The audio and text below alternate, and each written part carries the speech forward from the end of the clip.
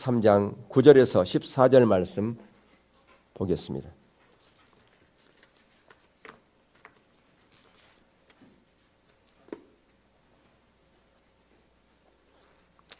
레위기 23장 9절에서 22절입니다.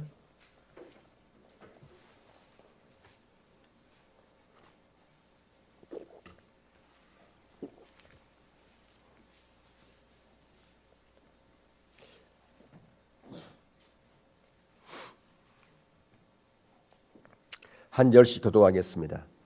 여호와께서 모세에게 말씀하여 이르시되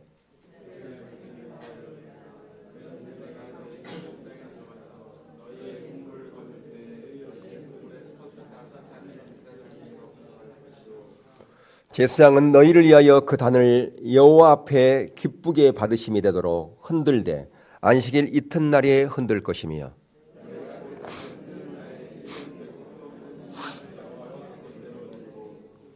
그 소재로는 기름 섞인 고운 가루 10분의 2 에바를 여호와께 드려 화제로 삼아 향기로운 냄새가 되게 하고 전제로는 포도주 4분의 1 흰을 쓸 것이며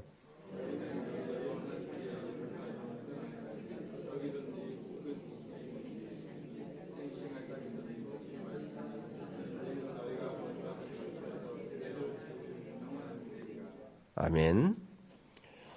씨앗을 농부가 밭에 뿌렸지만 그 씨앗이 죽지 아니하면 싹이 트지 않습니다. 싹이 나지 않습니다. 발화가 되지 않지요. 그 발화가 되지 않는 것은 죽는 것이다. 그렇게 말할 수가 있습니다. 그러나 그것이 발화되면 싹이 나면 거기서 이제 꽃도 피고 열매도 맺는 그런 자리까지 가지요. 우리가 이미 살펴봤던 유월절은 예수님이 죽었던 그 절기입니다. 예수님이 죽음을 상징하는 것입니다. 그게 유월절입니다.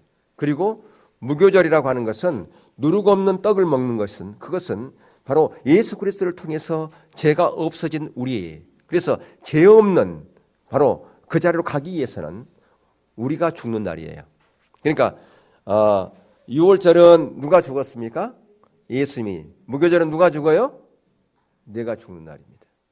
그러니까 유월절은 예수님이 죽는 것을 지킨다면 무교절은 누룩 없는 떡을 먹었다고 하는 것은 내 안에서 죄를 없애는 거예요. 내 안에 죄를 없애려면 내가 죽지 않고서는 불가능하다라고 하는 것입니다.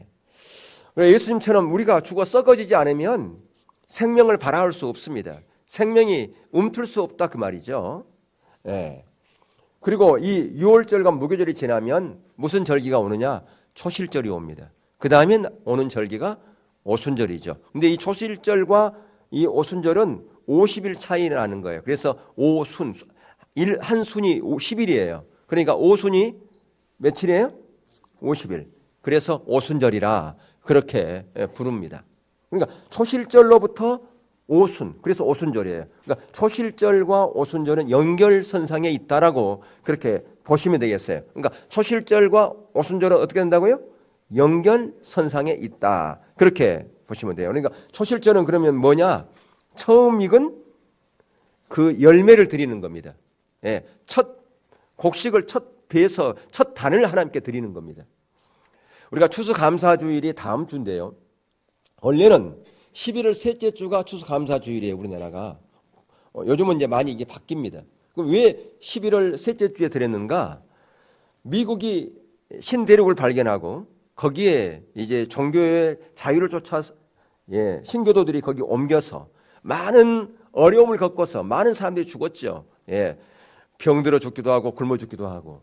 그래서 결국 그 인디언들의 도움을 받아가지고 곡식을 심어서 첫 추수한 것을 하나님께 드린 그것을 이제 지키는 절기가 추수감사주일이었어요. 그래서 선교사들이 한국에 오면서 미국의 절기를 따라서 11월 셋째 주에 드렸던 거예요. 그런데 실제로 성경에 있어요. 뭐가 있느냐? 추수감사절이 있어요. 초실절이 바로 그겁니다. 초실절과 바로 오순절이 그것을 얘기하는 거예요. 추수한 것을 하나님께 드리는 거. 그래서 하나님께서 애굽에서 출애굽한 이스라엘 백성들이 가나안 땅에 들어갔을 때 처음 것을 하나님께 드리라 그렇게 말씀했단 말이에요. 네, 그것뿐 아니라 계속해서 처음 것은 하나님께 드리는 그 절기가 초실절이라 그렇게 말씀드릴 수 있어요. 그러면 보세요. 예, 한 알의 그 씨앗이 땅에 떨어져 죽어야만이 초실절이 가능해요.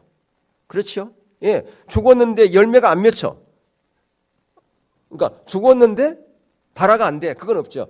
죽어야 발화가 되는 거예요. 씨앗은. 그러니까 죽어야만이 발화가 되고 초실절에 하나님께 첫 열매를 드릴 수 있다 그 말이에요. 그러니까 죽지 않으면 초실절이 없습니다. 씨앗이. 그렇죠? 그러니까 유월절과 무교절이 있어야만이 뭐가 있어요? 초실절이 있다 그 말이에요. 근데 그 죽음 거기에 죽어야 누가 역사하느냐? 성령님이 역사하는 거예요. 그래서 오순절날 성령이 임하신 거예요. 예, 그래서 오순절 마가의 다락방일 때 뭐가 임했어요? 성령이 임했다 그 말이에요. 그러니까 죽어야 하나님께 드릴 수 있고 그러한 초실제를 그런 드린 가운데서 뭐가 임한다? 성령이 임한다라고 하는 겁니다. 그러니까 우리가 죽어야만이 결국 성령님께서 역사하신다. 그걸 우리가 볼 수가 있어요. 자, 그런데 이 첫 것을 드린다고 하는 것, 처음 드리는 이것을 드리는 것은 뭘 의미하느냐? 하나님과 관계 회복을 말하는 것입니다. 예, 그리스도가 부활의 첫 열매를 드렸어요. 그것을 초실절이에요. 그러니까 예수님께서 부활의 첫 열매가 됐다 그 말이에요. 그러니까 초실절은 예수님께서 부활의 첫 열매가 되는 것을 또한 의미하는 것이다. 그렇게 볼 수가 있죠. 예. 자, 근데 우리가 그 회심도 보면요, 두 가지 회심으로 나눌 수 있어요. 예. 첫 번째 회심은 처음 내가 예수 그리스도를 구주로 영접했을 때 그때 회개하고 회심하는 것을 첫 번째 회심이라 그렇게 분류하고요.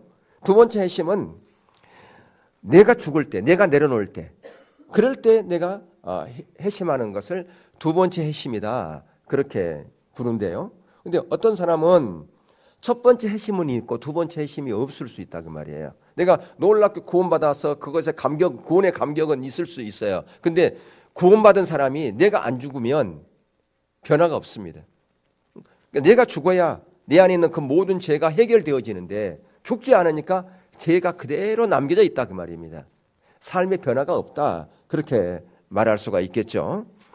하나님께서는 세상을 창조하시고 나서 인간을 창조하셨어요. 마지막에 인간을 창조했습니다. 그 왜 그랬을까요? 먼저 인간을 창조하고 세상을 창조하면 어떤 일이 있었겠어요?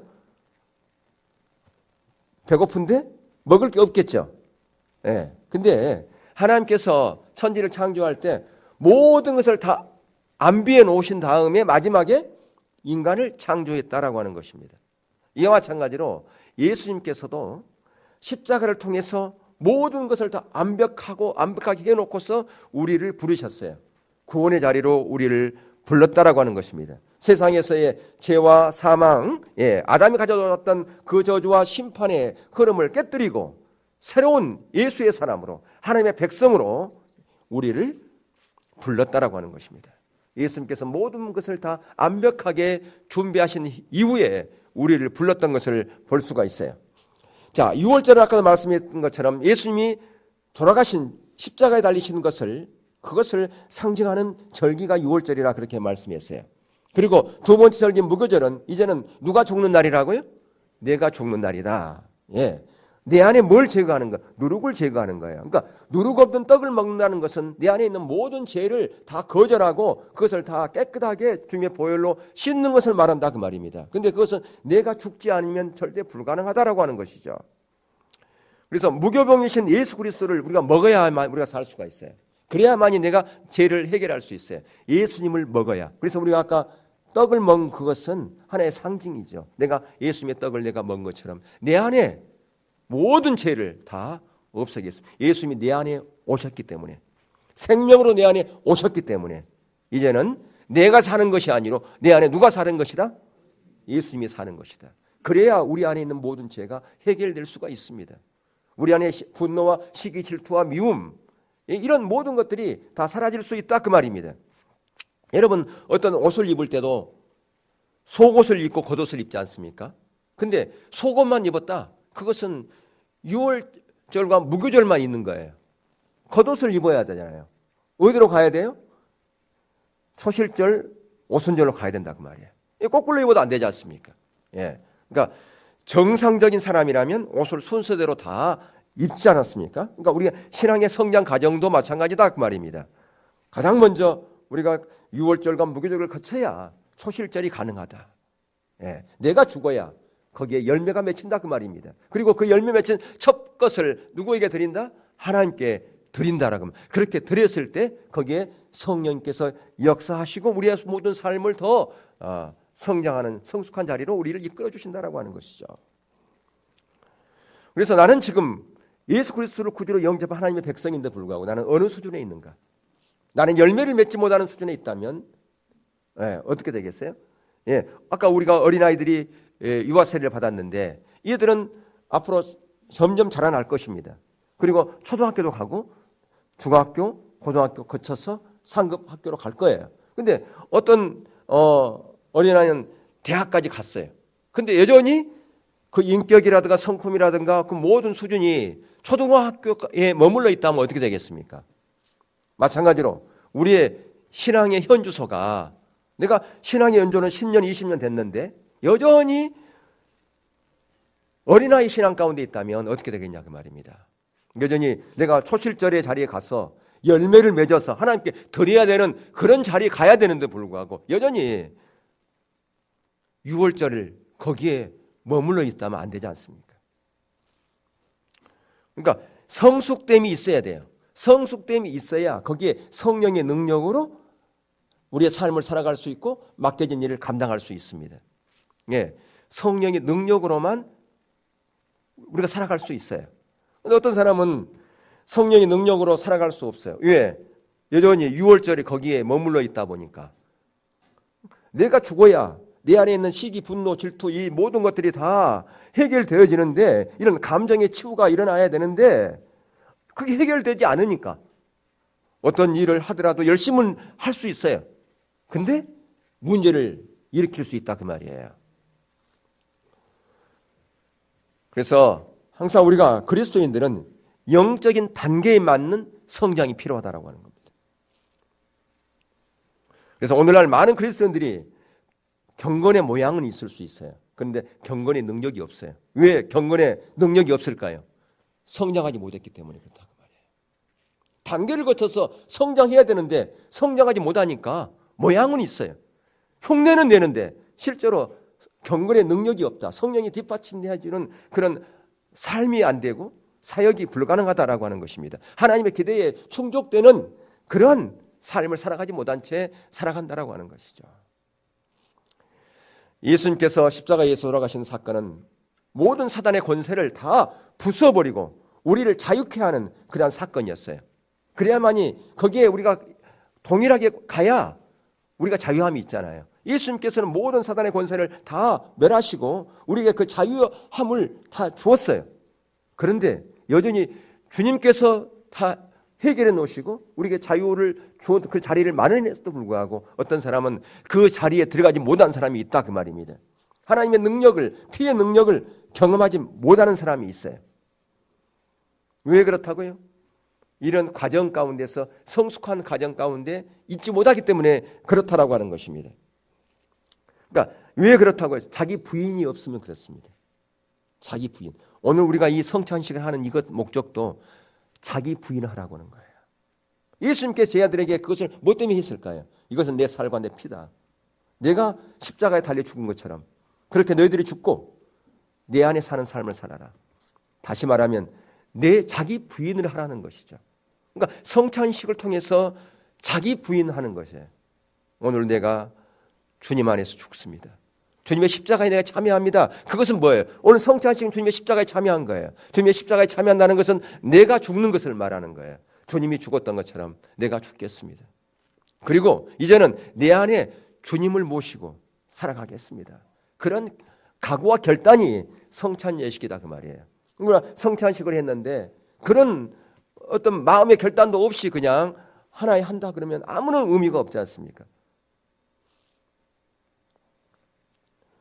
어떤 사람은 여전히 예수 믿고도 다른 것에 붙들려 있는 사람들이 있어요. 어떤 사람은 인기나 명예에 붙잡혀 있는 사람이 있고요. 어떤 사람은 부와 이런 어떤 물질에 붙잡혀 있는 사람들이 있어요.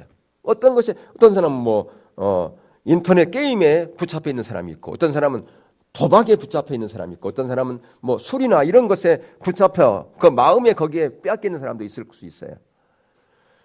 그것은 결국은 하나님께 붙잡힘 된 게 아니고 사단에게 붙잡힘 받아 있는 것이죠.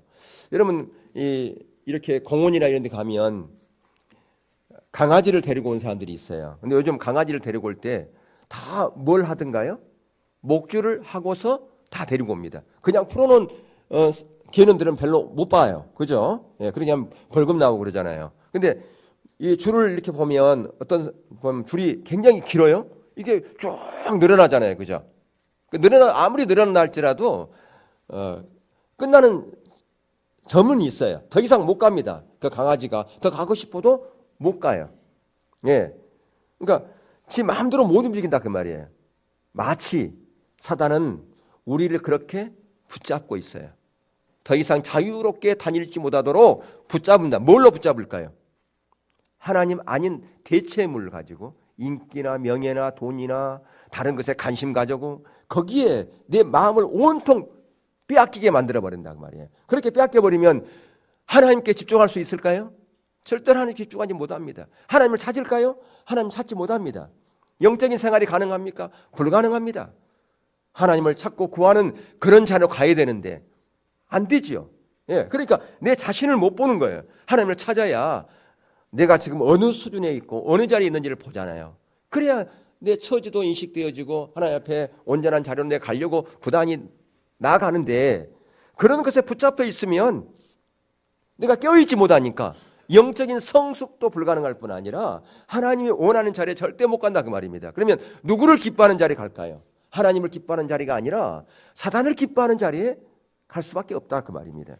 그렇기 때문에 우리의 믿음이라고 하는 믿음 생활이라고 하는 것은 가장 먼저 방향을 어디에 정하느냐, 이 방향성의 문제가 매우 중요합니다. 지금 내가 어디를 가고 있는가 그걸 보는 거라 그 말이죠. 이러면 사도 바울은 빌립보서 3장에서 빌립보서는 옥중서신이잖아요. 사도 바울이 그의 사역 말기에 썼던 게 빌립보서예요. 근데 거기서 빌립보 3장에서 그가 추구했던 것이 있어요. 예, 그가 추구한 것은 예수 그리스도 그분을 아는 것이었어요. 예수 그리스도를 알기 위해서 자기의 과거 유익했던 그 모든 것들을 다 배설물로 여긴다라고 그러면서 거기서 뭐라고? 그는 여전히 하나님의 부르심의 상급을 향해서 달려간다라고 그렇게 얘기하고 있어요. 다시 말하면 부르심의 소망이 뭔지를 알고 주님께서 주신 비전이 뭔지를 알고 내가 어디로 가야 될지를 아는 그 자리에 내가 서뿐 아니라 그것을 향해서 나는 부지런히 달려간다라고 그는 고백하고 있거든요. 근데 그게 되려면 뭐가 우선 필요하느냐? 하나님을 알아야 됩니다. 하나님을 만나야 되는 거예요. 하나님을 찾아야 되는 거예요. 하나님 안에 있어야 된다 그 말이에요. 그래서 그는 자기의 하나님을 찾는 것을 방해하는 그 모든 것들을 다 뭘로 이긴다고요? 배설물로 여겼다 그 말이에요. 여전히 그것을 붙잡고 있으면 하나님 찾는 것이 안 돼요. 예, 그러면 내가 지금 어디로 가야 되는지 무엇을 향해서 내가 가야 될지 목적의식이 없다 그 말이에요. 마치 방랑자처럼 살아가는 것입니다. 제가 지난번에 오래전에도 여러 번 그랬잖아요. 교회 안에는 4종류의 사람이 있다고. 어떤 종류의 사람이요? 첫 번째는 방랑자, 두 번째는 겁쟁이, 그 다음에 성취자, 그 다음에 영적인 리더. 예. 방랑자는 태평양에서 어디도 가야 될지 모르면서 열심히 노는 저어가는 거예요. 그게 방랑자입니다. 겁쟁이는요, 어디로 가야 될지 알아. 근데 열심히 놓아줬다가 풍랑이 나타나면 겁나가지고 다시 돌아와 버리는 거예요. 한국으로. 그게 우리가 시뿌린자 비유에서 방랑자는 길가의 뿌리 같은 거예요. 그 다음에 겁쟁이는요, 돌짝밭과 가시떨기밭과 같은 그런 마음의 밭의 문제라 그 말이에요. 그리고 좋은 밭은 성취자죠. 예. 그리고 리더죠. 근데 우리가 마치 하나님을 믿는다고 하면서도 어디로 가야 될지 방랑녀처럼 그렇게 살아가는 사람이 있어요. 하나님께서 우리를 다 목적은 다 사명을 주었어요. 저와 여러분 모두는 다 사명자예요. 이번에 가서 섬겼던 그 지역에 보면 다 그 리더들인데 여러분보다 훨씬 더 수준이 낮은 사람들이에요. 예. 그런데도 불구하고 그들이 주의를 하는 거예요. 어떤 사람은 자기가 50명 책임진 사람도 있어요. 어떤 사람은 100명 책임진 사람도 있어요. 예. 근데 그들이 부족하니까 이런 자리에 와서 배우겠다고, 좀 더 알겠다고 그렇게 열심을 내는 거 아니에요. 예. 그래서 더 이런 기회가 더 많았으면 좋겠다고 그들은 그렇게 갈급해요. 그러니까 우리가 하나님께서는 때로는 우리의 삶 가운데 광야를 주기도 합니다. 광야. 이 광야를 줄까요? 광야를 주신 목적이 뭡니까? 어려움을 주신 목적이 뭡니까? 하나님을 찾으라는 거죠. 네가 방향이 잘못됐다. 네가 지금 찾아야 돼. 이 방향으로 가야 되는데 지금 이 방향으로 가고 있어. 그 방향으로 가면 네가 죽는 길이야. 하나님이 원하는 길이 아니야. 그렇기 때문에 우리에게 어려움을 준다. 광야를 준다 그 말이에요. 하나님을 찾아야 내가 이 길이 잘못된 길로 갔구나. 이 길로 가야 되겠구나. 그걸 보기 위해서 그걸 보라고 우리가 광야를 하나님께서 주시기도 한다 그 말이에요. 어려운 문제를. 그러면 그런 광야 앞에서 우리가 어떻게 해야 됩니까? 납작 엎드리는 것밖에 없어요. 주님을 찾는 것밖에 없다 그 말입니다. 그리고 찾으면서 주님의 문제를 발견할 수 있어요. 어려우면 우리는 많은 경우에 어떻게 합니까? 그 문제 놓고 해결해달라고 기도합니다.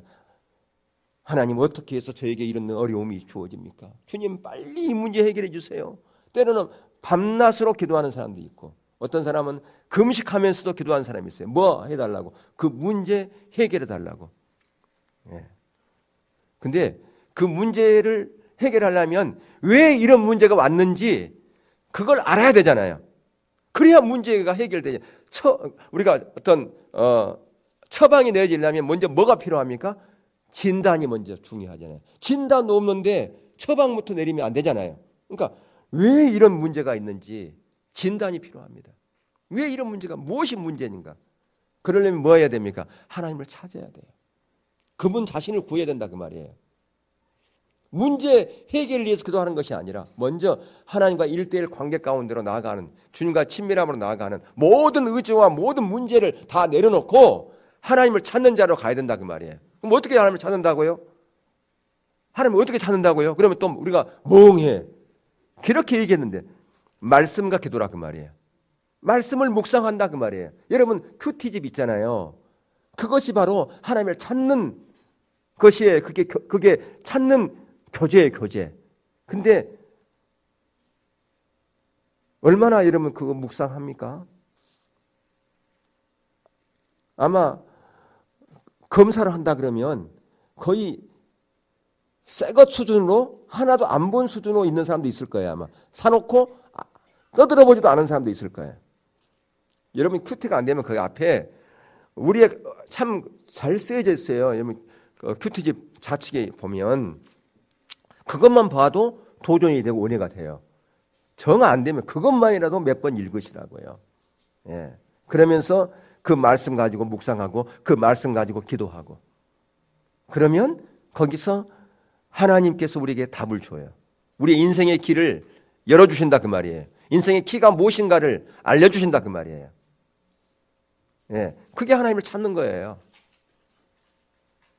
예. 그래서 내가 어디로 가야 될지 모르고 그냥 시간만 낭비하지 마시고 주님이 원하는 그 자리에 설 수 있기를 주님의 이름으로 축원합니다. 아멘. 예. 자, 주님은 초실절의 첫 열매입니다. 자, 오늘 본문 10절과 11절을 한번 읽겠습니다. 시작. 이스라엘 자손에게 말하여 이르라. 너희는 내가 너희에게 주신 땅에 들어가서 너희의 곡물을 거둘 때에 너희의 곡물의 첫 이삭 한 단을 제사장이 가져갈 것이요 제사장은 너희를 위하여 그 단을 여호와 앞에 기쁘게 받으심이 되도록 흔들되 안식일 이튿날에 흔들 것이며 예, 첫 이삭 한 단을 제사장이 가져오면 제사장 것을 요제로 흔들어 가지고 하나님께 드렸어요. 예, 그러니까 초실제라 하는 것은 처음 익은 것을 드리는 절기인데, 그러면 초실절의 의미는 뭘까? 그걸 조금 더 상세하게 살펴보겠습니다. 바로 아까도 말씀드린 그리스도가 부활의 첫 열매라고 말씀드렸어요. 그죠? 그러니까 이 초실절은 그리스도가 부활의 첫 열매 되는 것을 의미하는 거예요. 초실절은 뭐라고요? 그리스도가 부활의 첫 열매로 들어졌다는 거죠. 그리고 또 하나 이건 뭐냐면 마지막 때에 예수님이 재림할 때에 우리도 부활의 첫 열매가 될 거예요. 아멘. 그것을 지금 우리 가운데 말씀해 주고 있다 그 말이에요. 초실절이라고 하는 것은 예수님께서 부활의 첫 열매일 뿐 아니라 우리도 예수님이 재림하는 그날 부활의 첫 열매가 될 것을 말씀해 주고 있는 거예요. 자, 어디에 그런 말씀이 구체적으로 되어 있을까요? 고린도전서 15장 20절에서 24절. 자, 한번 읽겠습니다. 시작.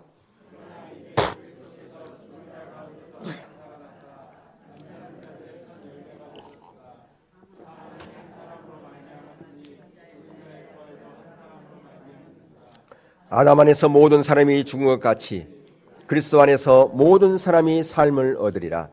그러나 각각 자기 차례대로 되리니 먼저는 첫 열매인 그리스도요, 다음에는 그가 강림하실 때에 그리스도에게 속한 자요, 그 후에는 마지막이니 그가 모든 통치와 모든 건설와 능력을 멸하시고 나라를 아버지 하나님께 바칠 때라. 모두가 잠들었는데 예수님이 부활의 첫 열매가 되셨어요. 첫 것이라고 하는 것은 그 다음에 따라온 곳이 있다는 것을 전제하는 것이에요.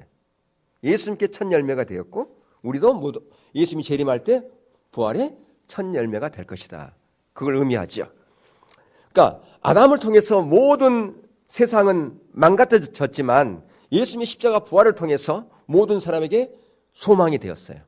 우리도 예수님처럼 부활할 것이다라고 하는 그 소망이죠.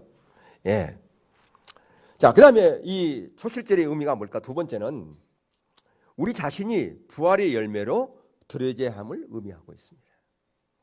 자, 아까 방금 제가 말씀드린 것처럼 예수님께서 부활하신 것처럼 우리가 예수님이 재림할 때 우리도 뭐가 된다고요?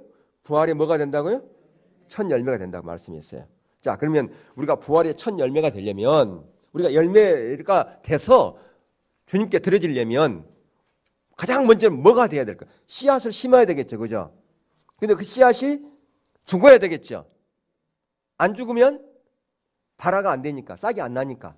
그죠? 그러니까 첫 열매를 하나님께 드리려면, 부활의 열매가 되려면 우리가 먼저 뭐가 돼야 된다? 죽어야 된다. 우리가 안 죽고서는 부활의 첫 열매가 절대 될 수 없습니다. 그러니까 이게 하나님의 정하신 법칙이에요. 뿌린 대로 거두지 않습니까? 그러니까 일단 우리가 뿌리되 죽어야 된다라고 하는 것이죠. 그러니까 우리가 아무리 구원받았다 할지라도 나를 내놓고 나를 부인하지 않으면 우리는 새로운 인생을 살아갈 수가 없어요. 내가 거듭났다. 근데 내가 안 죽어. 구원받았는데 내 자아가 변화가 없어. 그러면 성숙이 없지요. 자, 오늘 본문 12절과 13절 한번 읽겠습니다. 거기 보면 세 가지 제사가 나와요. 뭐가 나오는가요? 번제가 나오죠. 그 다음에 13절에 소제가 나오죠. 그 다음에 또 뭐가 나와요? 전제가 나와요. 포도주를 붓는 것을 얘기하는 거예요. 그러니까 5대 제사 가운데 우선적인 제사가 번제와 소제지 않습니까? 번제는 뭐라고 그랬어요? 전부를 드리는 것을 나의 모든 걸 드립니다. 그게 번제예요. 그다음에 소제는 나의 가장 소중한 것을, 귀한 것을 드립니다라고 하는 것이 소제예요. 그다음에 이 전제, 포도주를 붓는 것은 뭡니까? 나의 모든 인생의 피 한 방울까지도, 내 생명의 모든 피 한 방울까지도 주님께 드립니다라고 하는 것을 의미하는 거예요. 그러니까 최고의 제사인 번제와 소제와 함께 나를 온전히 하나님께 드려야 된다라고 하는 것이죠. 그게 뭘 의미한다고요? 바로 초실절에 열매로 나가려면 그게 돼야 된다 그 말이에요. 그게 안 되면 절대로 부활의 열매로 우리가 하나님께 드릴 수가 없어요. 자, 베드로전서 1장 3절 4절 한번 볼게요. 자, 이게 한번 같이 읽겠어요. 주님의 부활이 우리에게 무엇을 가져왔는지. 시작. 우리 주 예수 그리스도의 아버지 하나님을 찬송하리로다. 그의 많으신 긍휼대로 예수 그리스도를 죽은 자 가운데서 부활하게 하심으로 말미암아 우리를 거듭나게 하사 산 소망이 있게 하시고 썩지 않고 더럽지 않고 새하지 않은 유업을 있게 하시나니 곧 너희를 위하여 하늘에 간직하신 것이라. 예, 주님의 부활은 우리에게 거듭남을 가져왔어요. 예, 십자가가 우리의 제사 문제를 해결해 준 것처럼 주님의 부활이 우리의 거듭남의 근거가 됐다 그 말이에요. 예, 거듭남의 근거는 예수 그리스도의 부활이에요. 성품, 기질, 살아왔던 어떤 방식이라든가 살아오면서 받았던 상처들, 그리고 내가 습득된 그동안 내가 오랫동안 살아왔던 그런 방식, 습관들, 나쁜 습관들. 근데 이 모든 것이 예수 그리스도를 구주로 영접한 이후에 바뀌었다 그 말이에요. 예, 그분과 인격적인 만남이 이루어지면 두 번째 회심을 통해서, 그러니까 인격적인 만남은 바로 내 처지를 인식하고 내가 바로 하나님으로부터 멀리 떠나 있는 나 모습을 보면서 내가 죽는 그 자리로 갔을 때에, 그렇게 회심하는 자로 갔을 때에 내가 죽는다 그 말이에요. 그럴 때 거기에 뭐가 일어난다? 변화가 일어난다라고 하는 거예요. 내 인격 속에 주님이 개입하시기 때문에 그래요. 그래서 갈라디아 2장 20절에 보면 내가 그리스도와 함께 십자가에 못 박혔나니 그런즉 이제는 내가 사는 것이 아니요 오직 내 안에 그리스도께서 사시는 것이라. 이제 내가 육체 가운데 사는 것은 나를 사랑하사 나를 위하여 자기 자신을 버리신 하나님의 아들을 믿는 믿음 안에서 사시는 것이라. 아멘. 예, 이제 내가 그리스도와 함께 십자가에 못 박혔어요. 내 자아가 죽었다 그 말이에요. 내 자아가 죽었기 때문에 내가 가지고 있던 그런 시기, 질투, 분노, 옛날 악한 습관들, 그 모든 것들을 다 제거하고 변화된 삶으로 살아간다 그 말이에요. 그리스도와 함께 십자가에 못 박혔기 때문에 이제는 내 안에 누가 사는 것이다? 예수 그리스도께서 사는 것이다라고 하는 거죠. 더 나아가서 주님의 부활은 우리에게 산 소망을 주었다. 예, 썩지 않고 새하지 않는, 더럽히지 않는 그런 유업을 우리 가운데 주었다라고 말씀하고 있어요. 그것은 뭘 얘기하느냐? 그런 유업이라고 하는 것은, 보세요, 여기서 산 소망이라고 하는 것은 썩지 않고 새하지 않고 더럽히지 않는 유업이에요. 그것은 더 풍성해지고 더 부해지고 영광스러워진다라고 하는 것을 말합니다. 그래서 이건 새로운 출발이에요. 기다렸던 유업으로 내가 들어가는 것은 영광이요 존귀함이다 그 말이에요. 구원받은 이후에 이제 내가 점진적으로 변화되어져서 아름다운 열매로 맺어져서 그것을 부활의 첫 열매로 하나님께 드리는 그런 자리로 간다라고 하는 것이죠.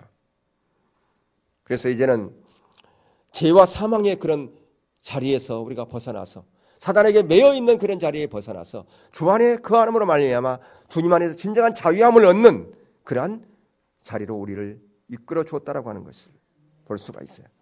그런데 여기서도 하나님 보면 이제 하나님께 드려지는 날까지 초실의 곡물을 먹을 수 없었어요.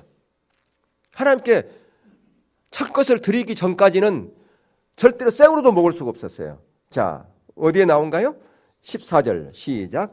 너희는 너희 하나님께 애물을 가져오는 그날까지 떡이든지 볶은 곡식이든지 생이삭이든지 먹지 말지니 이는 너희가 거주하는 각처에 대대로 지킬 영원한 구례니라.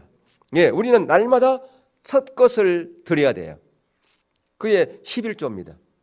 드리는데 먼저 하나님께 드릴 것을 결정해 놓고 내가 필요한 것을 사용해야 된다 그 말이에요.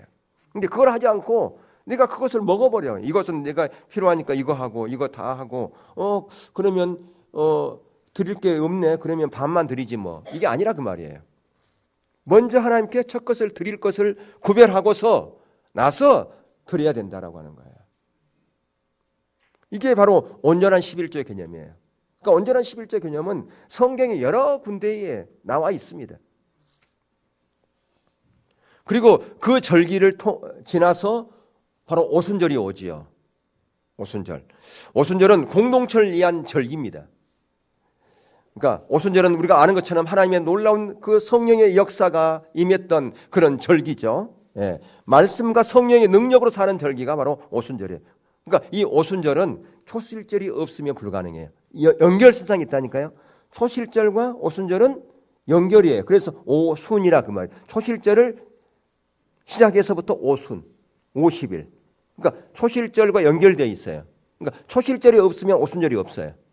그러니까 어떤 사람은 초실절에 대한 이런 것은 안 해. 하나님 주권 가운데 안 들어가. 그러면서 능력 주세요. 문제 해결해 주세요. 이렇게 하는 사람이 있어요. 가능하겠어요? 불가능하지. 성령의 능력으로만 우리가 살아가는 삶인데. 그러니까 어떤 사람은 초실절에 대한 그 의미를 몰라. 초실절을 안 지켜. 그리고 오순절의 능력, 성령의 능력, 문제 해결, 하나님의 은혜, 생명, 복 이거 달라고 그랬단 말이에요. 불가능하단 말이에요. 초실절과 오순절은 하나예요. 자, 오순절에 대한 부분을 잠깐 살피고 마칠게요. 자, 27절에서 20절 거기 보면 번제와 소제와 화목제, 속죄제를 드리라고 그랬단 말이에요. 자, 한번 읽어볼까요? 17절부터 20절 시작. 너희의 처소에서 10분의 2 에바로 맞는 떡 2개를 가져다가 흔들지. 이는 고운 가루에 누룩을 넣어서. 자 보세요. 거기에 보면 고운 가루에 뭘 넣어서? 원래 소제라든가 이런 데 하나님께 드릴 때 누룩 넣어야 안 넣어요? 근데 오순절 때는 누룩을 넣어요. 오순절 때는. 자, 여기에 매우 중요한 의미가 있어요.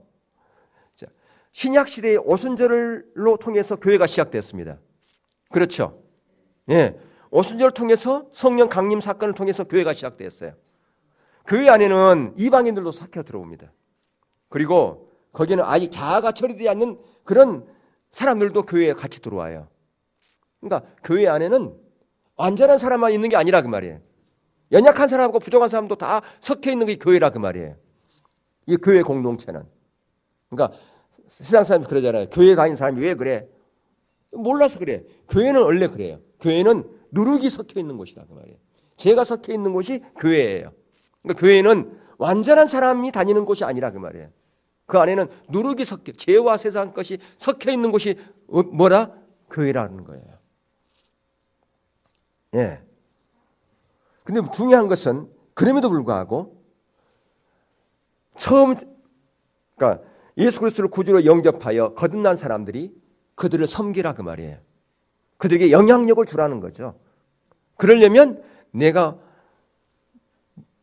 유월절과 무교절을 거쳐서 초실절을 거쳐서 성령의 능력으로 새로워져야 성령의 능력인 사람만이 영향력을 줄 수 있어요.